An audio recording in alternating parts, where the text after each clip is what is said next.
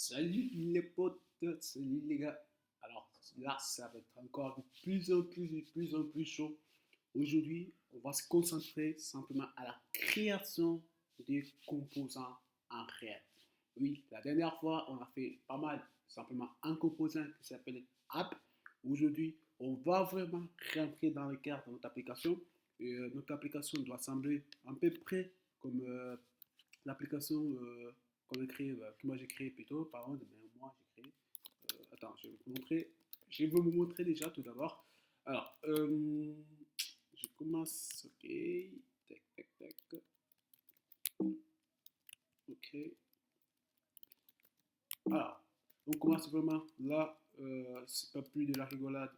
On va commencer déjà à rentrer dans le cœur de l'application qu'on va créer. Et c'est un micro Word Office. On va rentrer déjà dans le cœur de l'application. Alors, pour commencer, on va commencer avec quelque chose de très basique. Alors là, je fais MPN. Ça ne vous concerne pas, il ne faut pas copier ce que je suis en train de faire. Je suis simplement en train de refaire mon projet pour pouvoir vous montrer ce qu'on va commencer déjà à faire. Ok. Du coup, l'application qu'on va créer en- pendant ce tuto, ça va être ça. D'abord, vous pouvez déjà voir la structure. Il y a un header, il y a un body, n'est-ce pas? Hein? Il y a un body, il y a un header. Du coup, on va créer le premier composant qui va être le composant header. Après, on va créer notre composant qui va être appelé le composant body. Pour aujourd'hui, on va créer des composants. Les composants header et les composants body. Et vous pouvez voir qu'à l'intérieur de l'header, on a encore on a divisé header en des parties, en trois parties, une partie à gauche, à droite, l'autre au milieu. Ici, il y a encore d'autres éléments. Du coup, pour faire plus simple, on va rentrer tout de suite ici. On va créer, voilà, ici, hop là, hop, on ouvre, public, ça ne sert pas.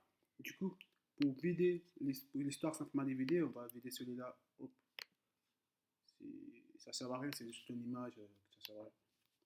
Et là, hop, annexe, CSS, app, CSS, c'est cool, on plante. Du coup, la dernière chose qu'on avait fait, c'est changer ici. Hein. On avait changé house et app. On a aussi changé ici. Mais je préfère changer par API. Ça va être beaucoup plus mieux, je pense. Beaucoup mieux que mettre house. On met API. App. Euh, la même chose ici. Ok. Et après, on va créer notre première composant. Et qu'on vérifie pour voir si ça affiche des erreurs ou pas. Enfin, apparemment, il n'y a aucune erreur. Ok. Celui-là, on enlève. Du coup, on va créer ici un dossier qui va s'appeler composant. Justement, on va créer tout notre composant. On crée encore un dossier qui va s'appeler script où on va faire toute la logique. On va créer toute la logique de notre application. Là, ça va s'appeler script. C'est la partie logique. Hein? C'est la partie logique de notre application. Du coup, dans les composants, ça dépend de vous. Mais là, par exemple, je vais mettre une classe qui va s'appeler body. L'histoire de dire, c'est mon body, après ça va venir mon header, après ça va venir. Du coup, si vous voulez faire un header directement, vous pouvez mettre ici, tech, un div par exemple. Hein. Et après venir encore un autre div, comme d'hab, hein, par exemple. Là, tu peux par exemple dire, ça c'est mon header. Et là, c'est mon body, main plutôt.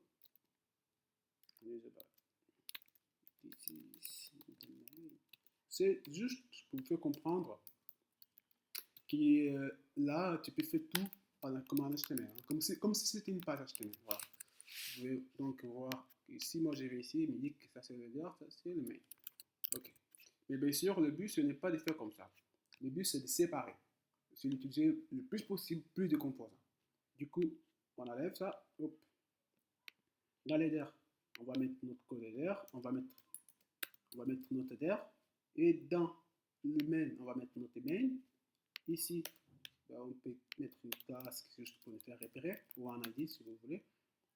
Et là, je vais par exemple mettre, regarde, là, hop, donc là, ça va s'appeler simplement bah, main. Ça, c'est comme vous voulez. Hein. Ici, je fais encore une autre classe qui va s'appeler bah, footer. Du coup, j'ai un composant main. Ça va être mon composant main, ça va être, c'est-à-dire mon composant racine. Et tous les composants vont venir à l'intérieur de ce composant. C'est-à-dire, un composant, il peut recevoir encore d'autres composants. Ça, c'est le composant qui s'appelle fonction. D'ailleurs, après, prochainement, on va voir comment créer un composant avec des classes. Mais là, on va rester très basique. Euh, Composant. Alors, à l'intérieur ici, ben, je vais créer un fichier qui va s'appeler par exemple header, qui va simplement être mon header, c'est son JS plutôt. Ici, encore un fichier qui va s'appeler par exemple main, qui va être mon main. Voilà. Non, non, non. Ici, à la place, je crée un dossier à la place des fichiers. Du coup, ici, un fichier qui va s'appeler main, un header plutôt. Ici, encore un fichier qui va s'appeler footer. Du coup, pour créer un composant, je vous avais dit, pour créer un composant, d'abord, on doit importer React. Du coup, cette ligne de code, on va s'en servir ici dans les footers, dans les, dans les headers, dans les footers, dans les mains. Parce qu'on veut créer un composant, trois composants plutôt. Un composant qui s'appelle main, un header. On commence par header. Du coup, ici, la première chose à faire, c'est créer, les déclarer. Par exemple, le nom, les composants. On commence toujours avec les majuscules. Une fois que c'est bon, du coup, on va utiliser les modules render qui va nous permettre simplement de tourner notre code, pour lire notre HTML. Juste pour faire un peu de test, on va dire this is, attends, on met toujours plutôt à l'intérieur tandis parce que ça peut causer un bug. Ça peut causer un bug, du coup, je préfère mettre comme ça. This is the header. Ok, une fois que c'est bon, on doit dire qu'on peut utiliser ce composant n'importe quelle part, n'importe où. Et pour le dire qu'on peut utiliser n'importe où, on doit utiliser le mot clé export default, c'est-à-dire à chaque fois qu'il va venir, il va être appelé, va afficher les tests. Du coup, c'est bon. Alors, où on veut utiliser ces composants? Tout d'abord, on veut utiliser les mettre dans notre app main. Du coup, notre app main est ici. Du coup, on va mettre nos composants qui s'appellent header ici, dans l'header, dans la div qui a la classe header. Mais avant de l'utiliser, on doit importer. Tout d'abord, on va porter, lui il s'appelle comment si tu veux ici, le nom qu'on a donné c'est header. Du coup, ce nom, on va l'utiliser ici, header. Après, from, on va donner les schémas où se trouve ce dossier. Alors, il se trouve bien dans le dossier qui s'appelle composant.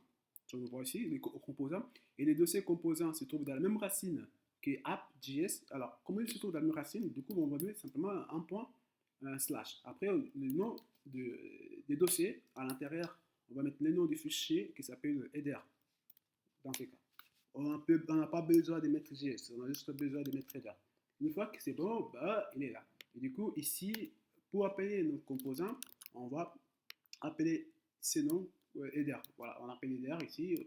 Du coup, je vous ai montré qu'on peut faire comme ça, mais c'est pas cool. C'est pas cool. Tu peux faire par exemple comme ça là. Ça peut marcher ou ça peut causer un bug. On va se passer pour voir. On va essayer pour voir. Voilà, ça cause un bug. Parce que c'est pas logique de faire comme ça. Le mieux, c'est d'utiliser une balise. Une balise de fermeture.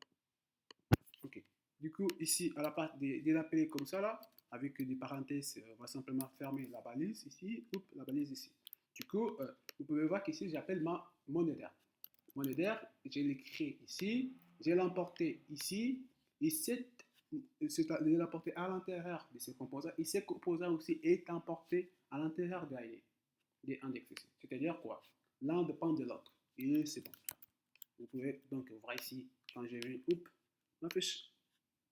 Ok, il m'a dit un erreur. Il dit quoi? Un composant, ok.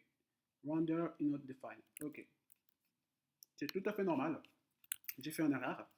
Et si à la place de mettre render, je dois mettre return, parce que render, c'est pour, c'est pas pour c'est avec, avec la classe, en fait. Je peux mélanger la classe et la fonction. Du coup, là, hop, voilà. Notre composant est visible maintenant. C'est très bon. Voilà, notre composant. On a ici header. Et du coup, tout ce que tu veux faire sur header, ça va impacter directement sur l'application et sur l'index. Et sur index.js. Et c'est beaucoup mieux parce que là, tu ne te casses pas la tête. Tu travailles simplement dans une partie et toute partie change. C'est très bien ça. C'est comme en fait un include des PHP. Par exemple, use the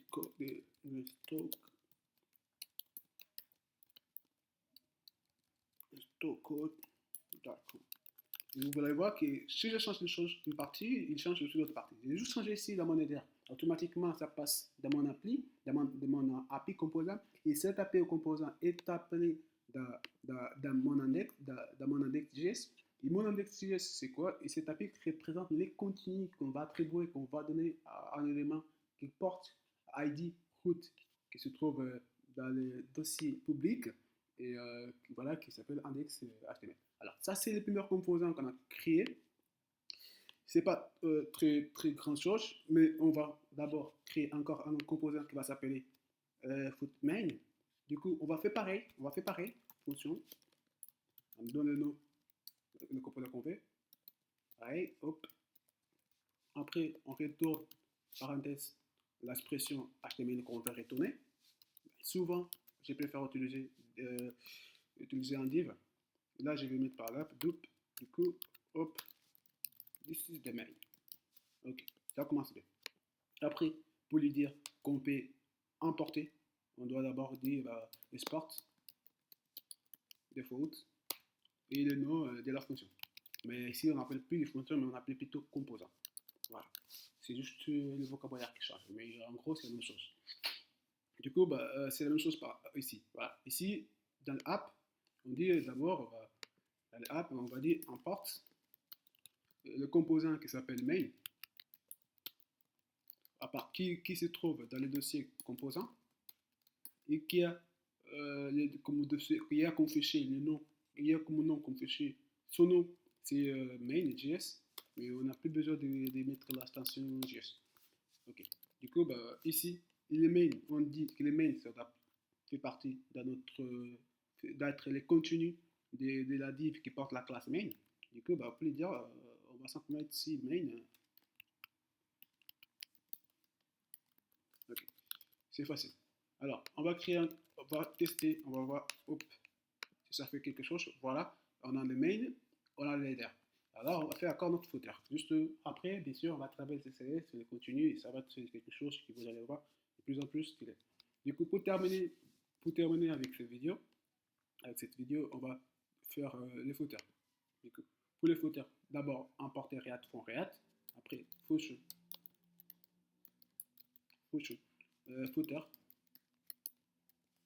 Voilà. Il retourne les codes HTML.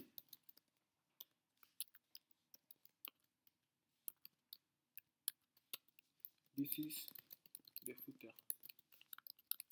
Pour lui dire qu'on veut bien s'en servir derrière, on dit export default. D'ailleurs, je vous ai proposé de lire la doc par rapport à l'export default afin que vous puissiez bien comprendre. Du coup, le nom de la fonction qu'ici on appelle plutôt composant. Ici, je vais dans le main parce que c'est le main, c'est le cœur de notre application. Et du coup, je vais dire ici, je vais d'abord importer, c'est-à-dire je vais utiliser les footers. Hop. Il se trouve dans un dossier qui s'appelle composant. Et là, je vais simplement dire footer. Ça, c'est pour commencer. Alors, je ne vais pas faire de code très compliqué non plus. Et là, ça va être footer. Ok. Hop. Là, il dit qu'il y a un problème. Le module not find dit que le composant footer, oui, j'ai mal écrit, footer. Ok. Voilà. Du coup, j'ai mon header, mon main et mon footer. Du coup, ils sont tellement séparés et je crée un dossier qui s'appelle composant à l'intérieur, j'ai créé trois fichiers JavaScript, un fichier qui s'appelle footer pour les footers, un fichier header pour les headers, un footer main pour les mains. Dans l'header, j'ai simplement créé un composant qui s'appelle header. Et pour créer un composant, j'ai simplement importé un module qui s'appelle React. Ensuite, j'ai fait retourner le code HTML.